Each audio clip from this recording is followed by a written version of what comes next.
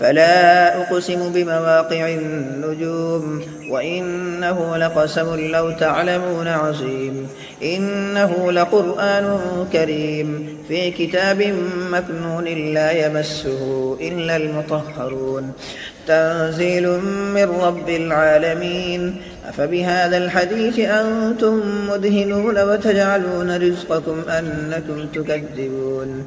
فلولا إذا بلغت الحلقوم وأنتم حينئذ تنظرون ونحن أقرب إليه منكم ولكن لا تبصرون فلولا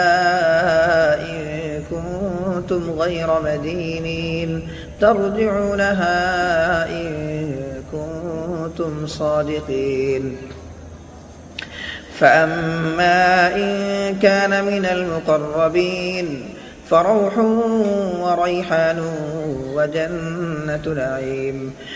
وأما إن كان من أصحاب اليمين فسلام لك من أصحاب اليمين وأما إن كان من المكذبين الضالين فنزل من حميم وتصلية جحيم إن هذا لهو حق اليقين فسبح باسم ربك العظيم.